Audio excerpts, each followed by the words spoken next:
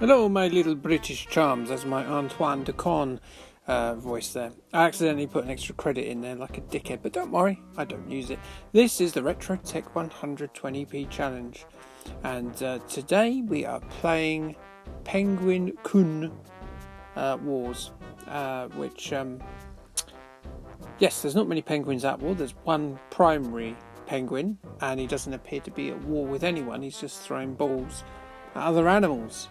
So, bit of a misnomer. It was the choice of Anthony. It is the Retro Tech 120p challenge, so you can have as many goes as you like.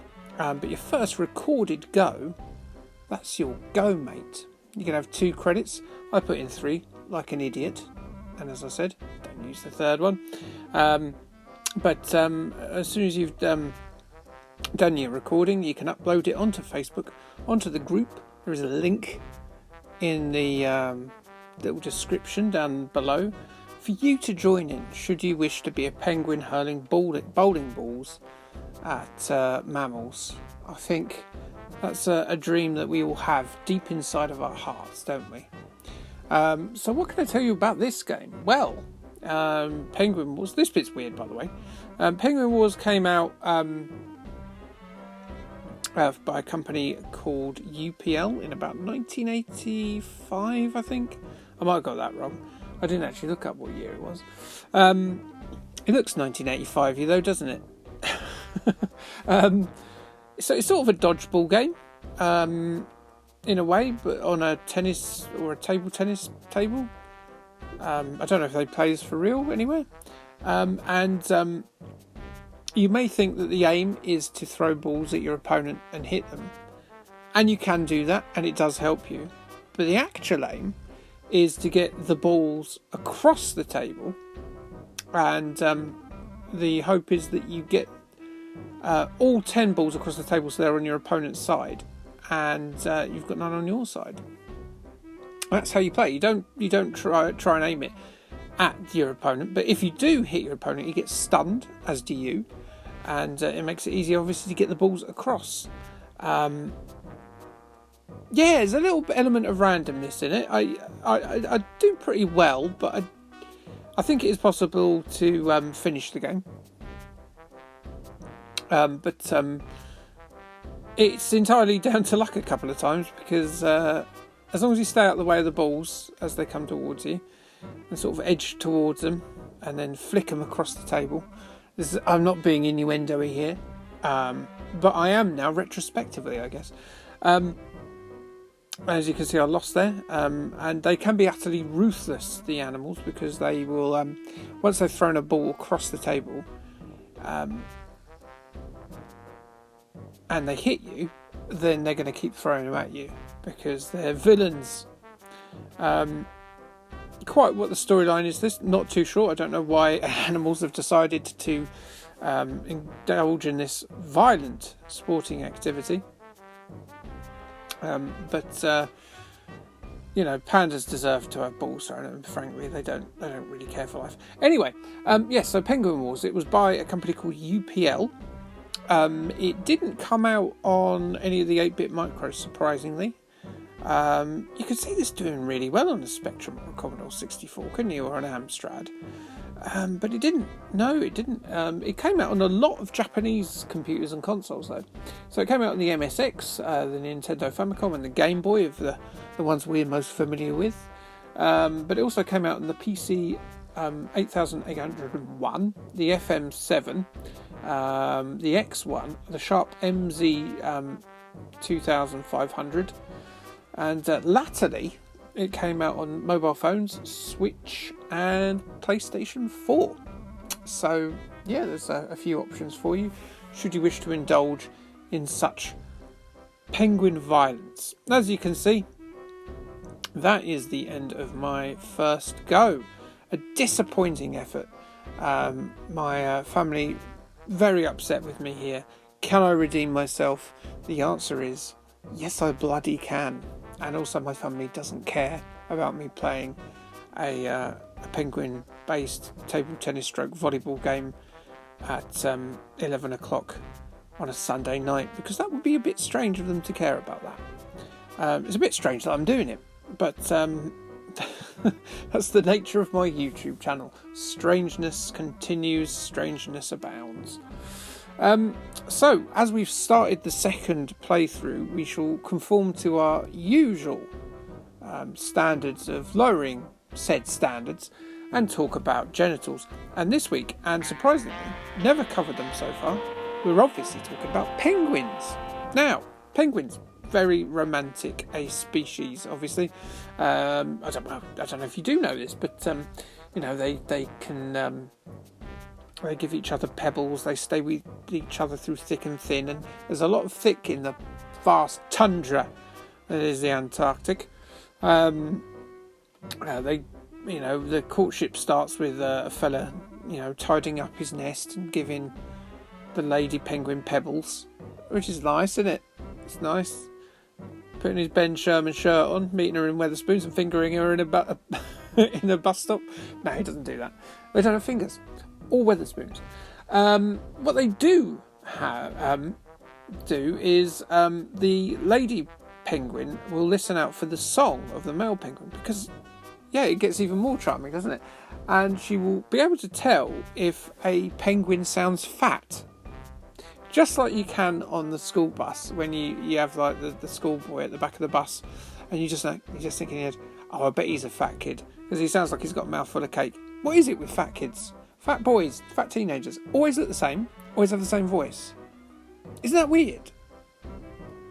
I don't know if that's okay for me to say. It probably is. And obviously with the tundra being what it is, the fatter the better. So your Rick Wallers of the penguin world would be your Brad Pitts of the human world. Rick Waller's probably a name you've not heard in some time. And so how do penguins commit the act of coitus? Well, the female will lie down on the ground and the male will climb on her back, and he will walk backwards until he gets connection with a cloaca. And who doesn't want to get connection with someone's cloaca? The female will lift her tail, and the penguin's cloaca, which is, if you're not familiar with birds anatomy, a cloaca is both the reproductive organs and their waste orifice. It's a bit dirty, but and they align, and then the transfer of jilter occurs, and aren't we all happy about that? Lady Pingu lays 1 or 2 eggs, and then they balance it on their feet for 2 months, and then out comes Pingu, going bah, bah, bah, or whatever noise he makes. I can't remember. I like the little bonus stages in this, by the way. And also, I need to tell you, I need to do a retraction that has only happened this week. So a week ago, we did Return of the Jedi, and I informed you that the music in Star Wars is called Jizz. And it was called Jizz, and in the last month, they've actually retconned it because they've realised,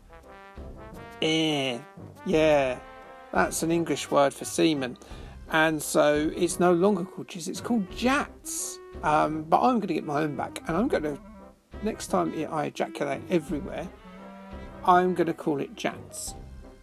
Yeah, take that, system. So yes, that's. I hope I've clarified the point there. So do no longer refer to Star Wars music as Jizz. So presumably it's a Jats Red Bull organ now, and a Jats whaler. Rick Waller, Jats whaler, possibly. So that's the end of that.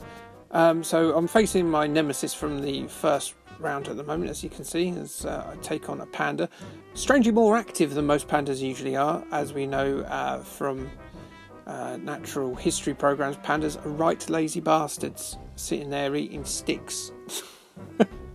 But in this instance, this one's full of piss and vinegar and is hurling his balls at me with gay abandon. The gayest of all abandon is how these are being thrown. And I narrowly beat him there. and that could have been a lot worse, couldn't it? But yes, so my go will continue as I run out of things to say, as I often do at the 10 or 12 minute mark, whatever we're at now. So yeah, what can I tell you what's coming up on the channel? Well, this week I think is finally, I put it back a few weeks, is Eddie Kidd, the motorbike stuntman. I've got his video game that came out in the 8-bit formats, so you too can reenact the wonderful entertainment that is jumping over buses on motorbikes.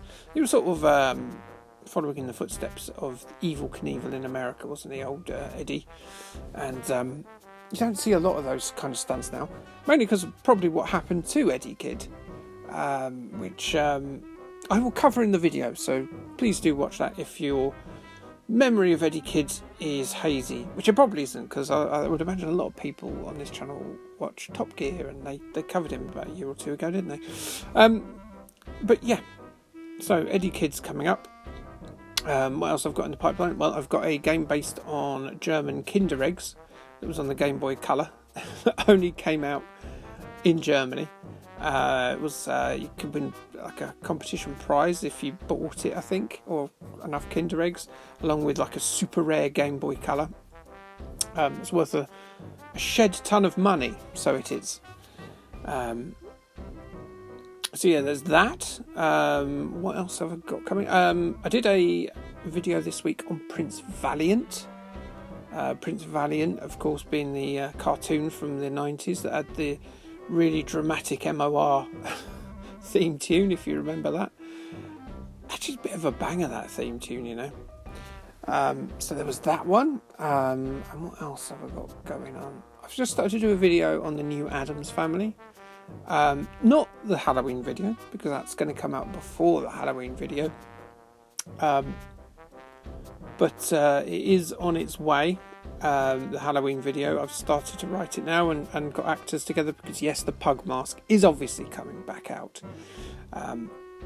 If you haven't seen any of the Halloween videos, it's the only time I really appear on camera, and then not really, because I have a very realistic pug mask. So if you want to go back and watch videos I did on the Spectrum version of Monsters, Spectrum version of the Addams Family, and what else did I do? Oh, the Game Boy Advance version of Nightmare Before Christmas last year. Yes, I will be doing another one now, this time on the Rocky Horror Show, which I know is a favourite of people like Christian. He likes that game. So I'm going to be doing that. No, I'm not getting in fishnets. I have got a concept. It doesn't involve you seeing my disgusting, aged, almost molten body. So that's probably a good thing for everybody concerned, isn't it? And what else? I'm sure I've done another one. Maybe I haven't.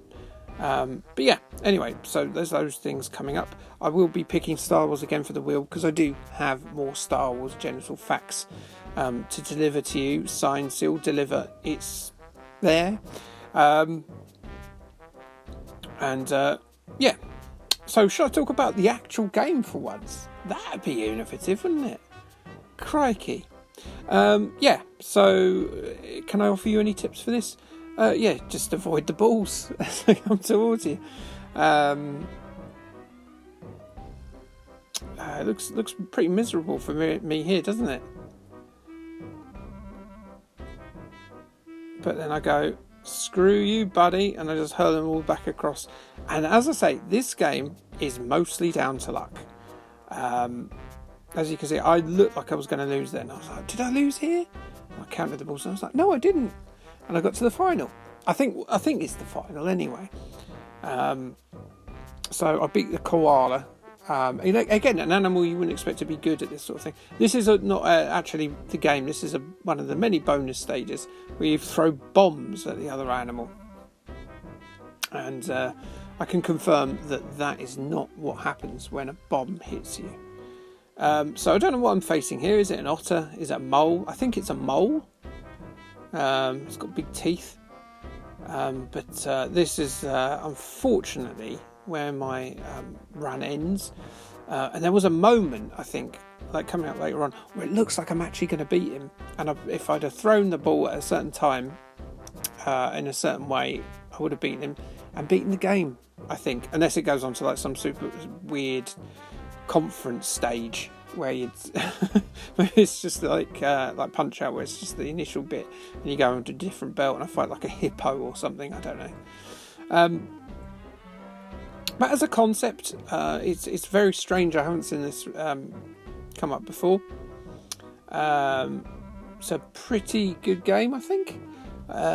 Again, mostly down to luck rather than ability, which is a bit of a shame.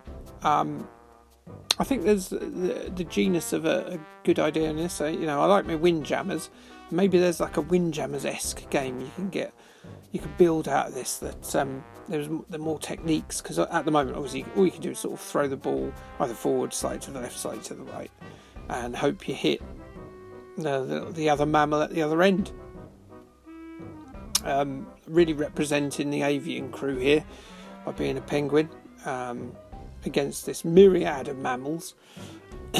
No fish representation, which I think they need to have a word, the fish, with